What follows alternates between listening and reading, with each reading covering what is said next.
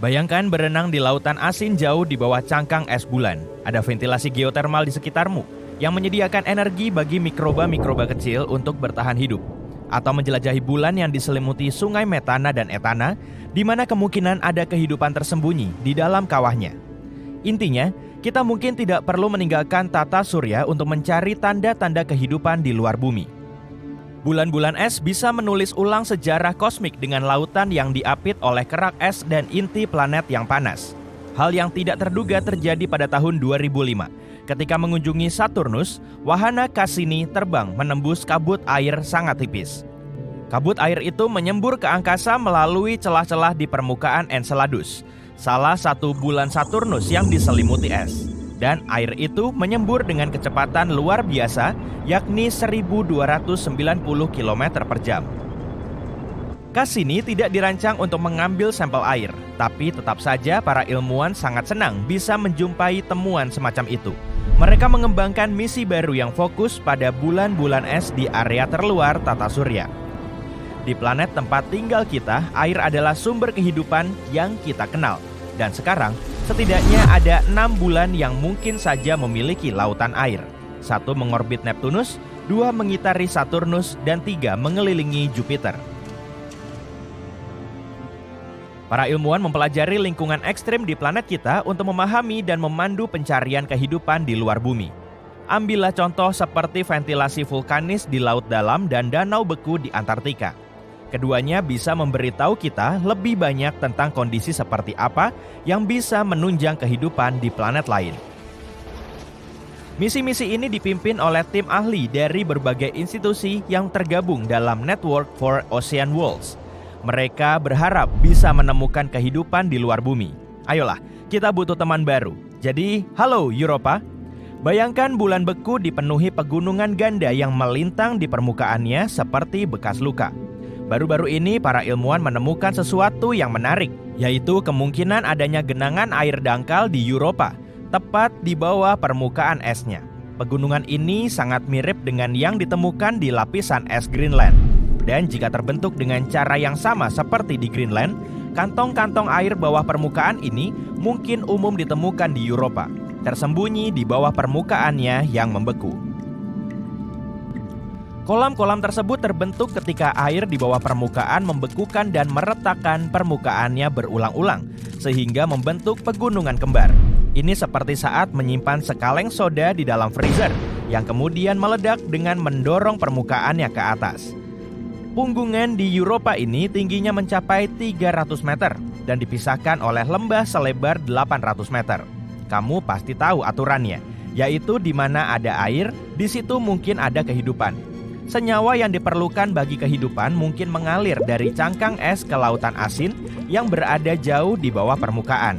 Dan Europa merupakan salah satu bulan paling populer di tata surya dalam upaya pencarian kehidupan di luar bumi. Karena ada lautan dalam di bawah lapisan esnya. Para ilmuwan meyakini lautan ini mungkin memiliki kedalaman 64-160 km, yang berarti bisa menampung air 2 kali lebih banyak daripada gabungan air di seluruh samudra bumi. Kandidat lainnya adalah bulan kecil bernama Enceladus, yang luasnya hampir sama dengan Arizona.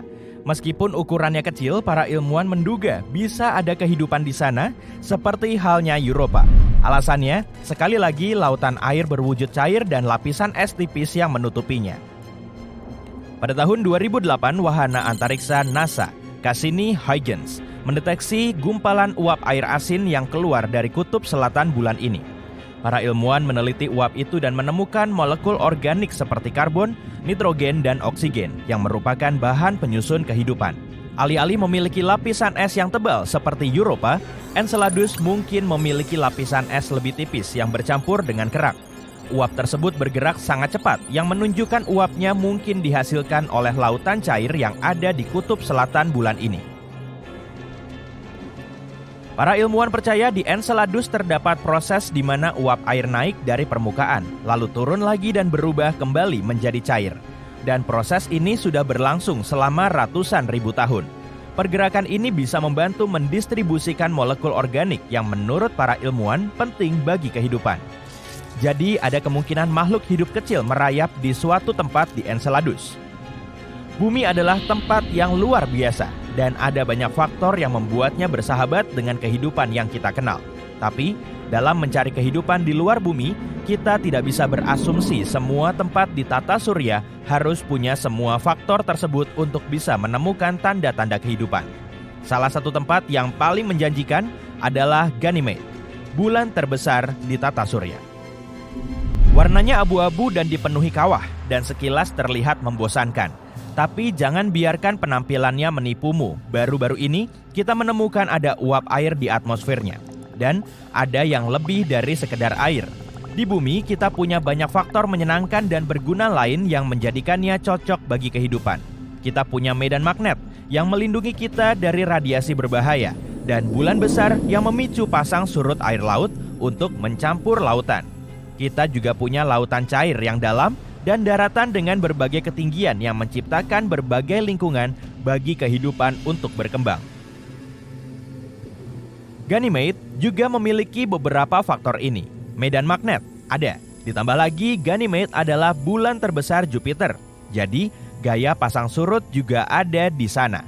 Ganymede terkunci pasang surut terhadap Jupiter, yang berarti selalu memperlihatkan sisi yang sama pada si raksasa gas. Tapi, meskipun jaraknya sangat dekat dengan Jupiter, Ganymede masih bisa berotasi pada porosnya setiap 7 hari.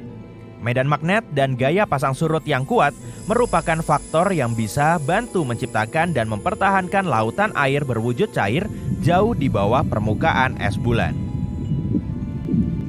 Mari kita menuju Io, bulan Jupiter yang terbesar ketiga. Bulan ini tempat yang sangat istimewa karena merupakan objek dengan aktivitas vulkanik paling aktif di tata surya. Ya, ada lebih dari 400 gunung berapi aktif yang menyemburkan gas dan materi-materi lainnya.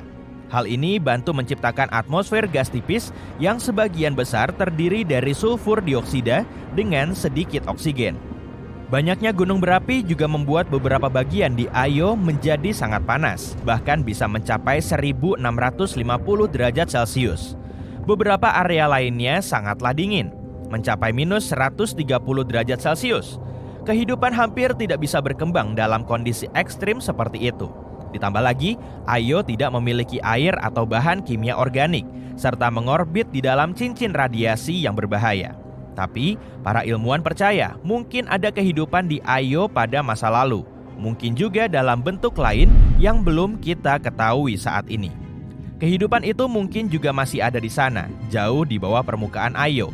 Beberapa simulasi menunjukkan Io terbentuk di area dengan banyak air dalam wujud cair, yang jika dibarengi dengan panasnya bisa menopang kehidupan. Tapi kehidupan apapun di permukaannya pasti musnah akibat radiasi setelah hanya 10 juta tahun. Jadi jika ada kehidupan di Io, kemungkinan besar berada jauh di bawah tanah, aman dari semua radiasi berbahaya di permukaannya. Seperti orang-orang yang membangun kota di film-film apokaliptik, bersembunyi dari apapun yang ada di permukaan. Jadi untuk memeriksanya, kita perlu mengirim wahana antariksa khusus untuk mencarinya. Tapi membuat wahana yang bisa mendarat di Io dan mengebor cukup dalam untuk menemukan kehidupan sangatlah sulit. Dan kita belum sampai di tahap itu.